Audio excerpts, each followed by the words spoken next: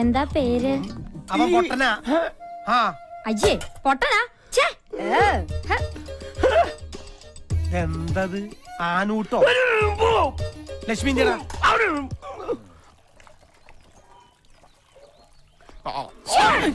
ഇപ്പോഴെങ്കിലും ഇങ്ങോട്ട് എത്തിയോ? അങ്ങോട്ട് ഇരിക്ക്. ഞാൻ എത്ര നേരമായിട്ട് കാത്തിരിക്കാന്നറിയോ? ഭക്ഷണത്തിന്റെ ഉള്ളിലേ ഞാനൊരു സാധനം വെച്ചിട്ടുണ്ട്.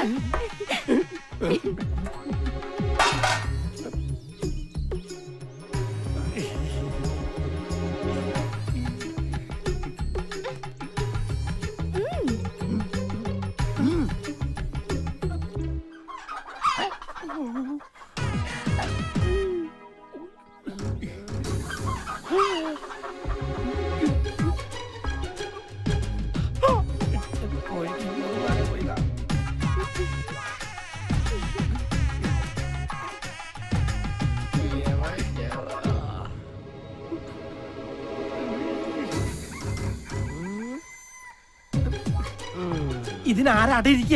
ഒന്നും പറയണ്ട, ഇവിടെ ഇരുന്ന് എല്ലാം കഴിച്ചിട്ട് പോയാ മതി. 2 ദിവസമായിട്ടേ ഭക്ഷണം തീരെ കഴിക്കണില്ല. ഞാനിതൊന്നും അറിയുന്നില്ല. വേണ്ട വേണ്ട വേണ്ട, ഇരുന്നോ കഴിച്ചിട്ട് എഴുന്നേറ്റാ മതി. ആദിത്യ, ഇത് വെറും കോഴിമുട്ടകളല്ല, അനുരാഗ മുട്ടകളാണ്. ദൈവത്താണ് ഈ മുട്ടയൊന്നും ആന്റണി ഇട്ടതല്ലെന്നറിയാം. ആദിത്യ, 2 പേർക്കും ഇഷ്ടമാണെങ്കിൽ നമുക്കിതങ്ങ് നടത്തി കൊടുക്കാം അല്ലേ?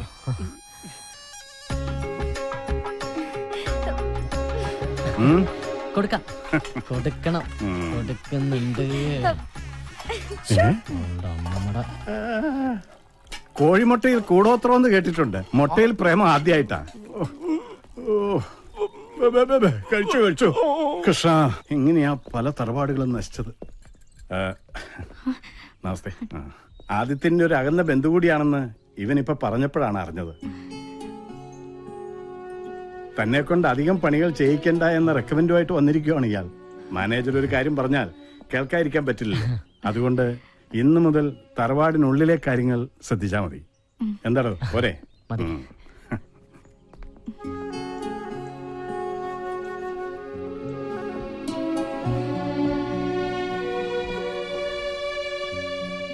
മോനെ ആദി, അപ്പന് പറയാനുള്ളത് പറഞ്ഞു.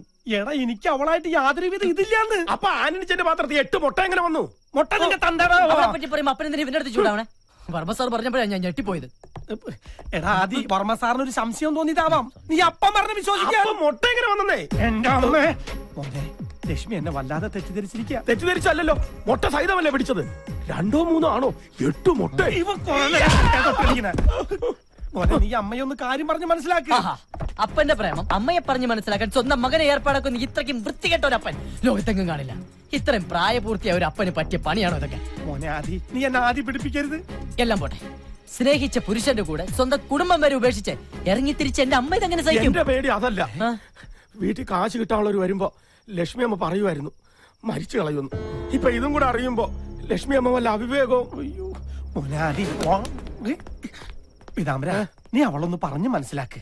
നിനക്ക് ലക്ഷ്മിയുടെ അടുത്തേക്ക് പോവാനോ? എനിക്ക് ലക്ഷ്മിയമ്മ അടുത്തേക്ക് പോവാം. കാരണം ഞാനവരുടെ മോനാണല്ലോ. ഞാനിവിടെ കാലുകുത്തിയ അപ്പം മുതൽ നിങ്ങളെല്ലാം കൂടെ എന്നെ ഊമയാക്കില്ലേ? ഇനിയിപ്പൊ ഞാനവിടെ ചെന്ന് എന്ത് പറയാൻ?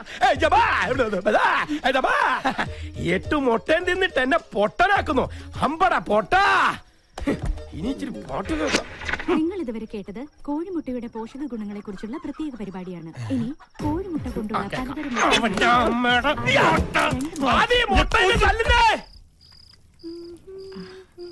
അയ്യോ, ഇതൊക്കെ ഞാൻ ഒറ്റയ്ക്ക് ചെയ്തോളാം ചേച്ചി. ഞാനൊന്ന് നടുനിവർത്തണമെങ്കിൽ പാതിരാ കഴിയും. കുഴപ്പമില്ല, ഒന്ന് വേഗം പോയി കുളിച്ചിട്ട് വാടി. പെണ്ണിന്റെ കാര്യം.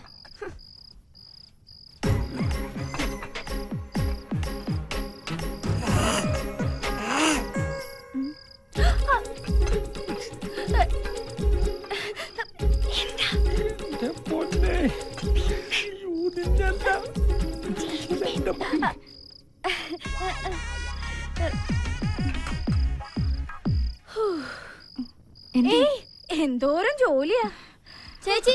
ബാത്റൂമിന്റെ അടുത്തോടെ ആരോ ഓടി പോകുന്നുണ്ടോ? എവിടെ? അവിടെ നിന്ന് ആരും വരും. പേടി പെണ്ണ്. നടക്കങ്ങോട്ട്. ചേച്ചി അത് കഴിഞ്ഞാ കിടന്നോളൂ ട്ടോ. നടക്ക്. നടക്കാൻ പറയട്ടെ.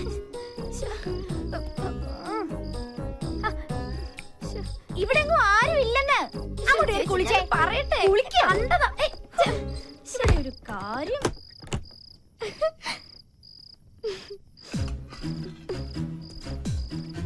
ലക്ഷ്മി, ലക്ഷ്മി, ലക്ഷ്മി, ഇവിടെ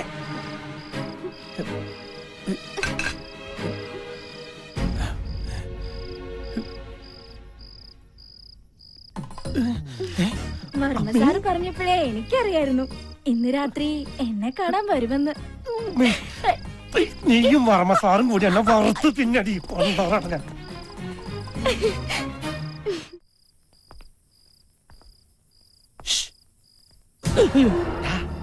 അപ്പനാ. അപ്പനെന്താ ഇരുട്ടത്ത്? എന്തിയെ പേടിച്ചോ? ഇതല്ലാതെ അപ്പനിങ്ങനെ ഇരുട്ടത്ത് ഒന്ന് പല്ലടിച്ച് കാണിച്ചു കഴിഞ്ഞാ പിന്നെ ഇരുട്ട് വരെ പേടിച്ചു പോകൂലേ? ആദ്യേ അമ്മേനെ കാണാൻ അപ്പൻ അടക്കള വഴിക്ക് ഒരു ശ്രമം നടത്തിയിടാ. എന്നെ തിരിഞ്ഞു പോലും നോക്കില്ല അവള്. മറ്റവള് നോക്കിയിട്ടുണ്ടാവുമല്ലോ. എന്റെ മോനെ. ഓ, ഓരോന്ന് വരുത്തി വെച്ചിട്ട് നിന്ന് മൂങ്ങുന്ന കണ്ടില്ലേ? അതെ, അവിടെ തന്നെ നിന്നോ. ഞാൻ അമ്മയെ ഒന്ന് ചാക്കിട്ട് നോക്കാം. പിന്നെ ഈ ഇരുട്ടിൽ ചിരിക്കാതെ നിന്നോളണം. ഇതിലിരുട്ടേതാ അപ്പനേതാ? അത്രയ്ക്ക് കറുപ്പാണല്ലോ അപ്പന്. കറുപ്പ് നിന്റെ അപ്പനാടാ. ഇരുട്ടത്തപ്പ നീയൊക്കെ ഇരുട്ടി തപ്പൂടാ. അപ്പം വല്ല മോനായിരുന്നെങ്കിൽ രണ്ടടിയെങ്കിലും കൊടുക്കായിരുന്നു. ഇപ്പൊ അതും പറ്റില്ല.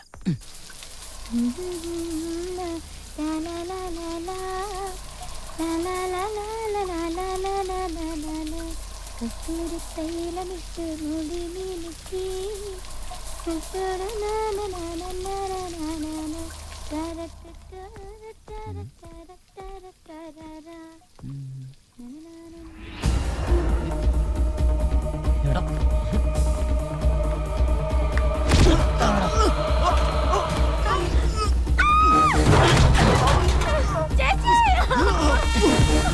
പിള്ളേര് കുളിക്കുന്നത് അതിൽ പുറത്ത് തള്ളണം. ഇന്നത്തോടെ നിർത്തി തരണം നിന്റെ മൊബൈൽ ഗെയിം.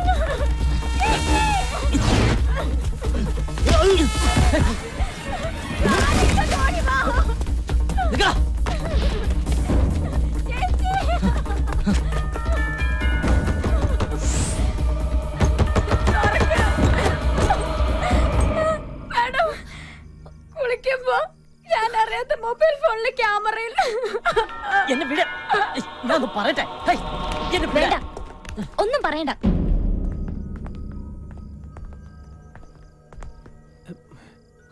എല്ലാരും ഉറങ്ങാൻ കിടന്നപ്പോ നീ ആരെ കാണാൻ അങ്ങോട്ട് പോയത്? അത് പിന്നെ മോളെ,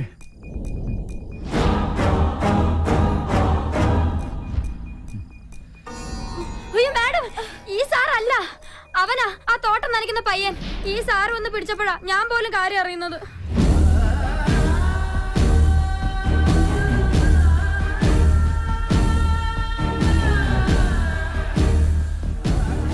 സാറേ, പിഴച്ച വഴിക്കൊന്നും പോവില്ലെന്ന് ആന്റണിക്ക് ഉറപ്പുള്ളതുകൊണ്ടാ ഞാൻ ആദ്യം സാറിനെ പരിചയപ്പെടുത്തിയത്.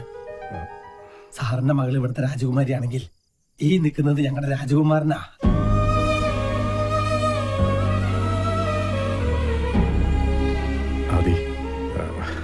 എന്റെ മോള്. സാറത് കാര്യമാക്കണ്ട.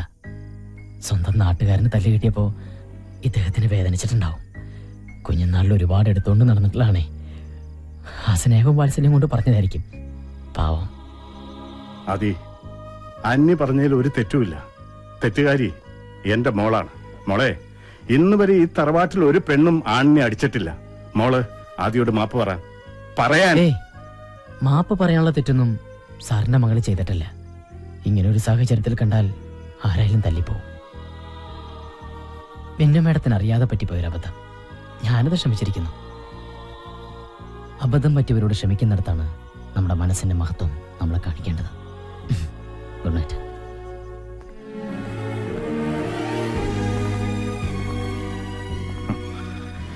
ഇതുപോലൊരു മകന് ജന്മം നൽകിയ അച്ഛനും അമ്മയും സുഹൃതം ചെയ്തവരാണ്.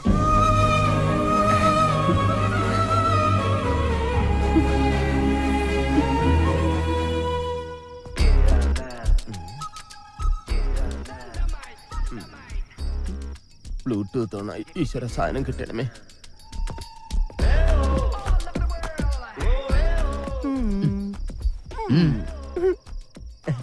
അതെ, ഞാൻ ബ്ലൂടൂത്ത് ഓണാക്കി. അതെന്റെ ഫോണിലേക്ക് അയച്ചാ എന്ത് ഒന്നും അറിഞ്ഞുകൂടാത്തോല ആ കുളിസി. അത് കഷ്ടപ്പെട്ട് പിടിച്ച പാവ നിർമ്മാതാവ് ജീവനും കൊണ്ട് എങ്ങോട്ടോ ഓടി രക്ഷപ്പെട്ടു.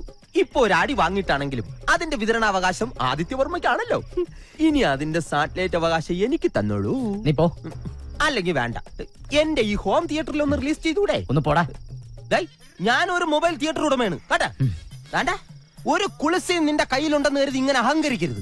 വർഷങ്ങളായി ഷക്കീല പടം കളിച്ചുകൊണ്ടിരിക്കുന്ന ഒരു മൊബൈൽ തിയേറ്ററാണിത്. തിയേറ്റർ ഉടമയോട് കളിച്ചാലേ വിതരണക്കാരൻ വിവരമറിയും. വിവരം നിന്നെ പോവല്ല പറഞ്ഞ മനുഷ്യനോട് നിൽക്കുമ്പോ ഞാൻ അവസാനമായിട്ട് യാചിക്കുകയാണ്. ആ കുളിച്ച് ഇതിലോട്ട് അയച്ചാടേ. എന്ത് തരൂലേ? നീ തരണ്ടാ. നീ ഒറ്റയ്ക്ക് കണ്ട് മൃതിയടയടാ. ഇത് കിട്ടാത്തവന്റെ വിഷമം നിനക്കൊന്നും അറിയില്ലടാ. ഞാൻ ഇന്ന് എങ്ങനെ ഉറങ്ങുമെന്തോ. നിനക്കറിയോ, വിനാശകാലത്ത് ഏത് നല്ല തറവാട്ടിലും ഇതുപോലുള്ള അസുരവിത്തുക്കൾ വന്ന് ജനിക്കും. ശരിയാ. അതുകൊണ്ടാ ഞാൻ എന്റെ മോനെ കൊണ്ട് അവളെ കല്യാണം കഴിപ്പിക്കാത്തത്. കാണാനൊക്കെ സുന്ദരിയാ, പക്ഷേ മനസ്സ് രാക്ഷസിയുടെ. ഏട്ടത്തി പറയുന്നത് ശരിയാ. അവള് രാക്ഷസി തന്നെയാ, നിധി കാക്കുന്ന രാക്ഷസി. അവളെ വേണേ നമുക്ക് ഉപേക്ഷിക്കാം, പക്ഷെ ആ നിധിയുടെ കാര്യം ആലോചിക്കുമ്പോഴാ. അതുകൊണ്ട് മാത്രമാ ഞാൻ എന്റെ മോനെ കൊണ്ട് കല്യാണം കഴിപ്പിക്കാൻ നോക്കുന്നേ. എന്റെ ഭഗവാനെ, ഇതൊന്നും കാണാൻ ഇടവരുത്താതെ നീ നാത്തൂനെ നേരത്തെ വിളിച്ചത് എത്ര നന്നായി.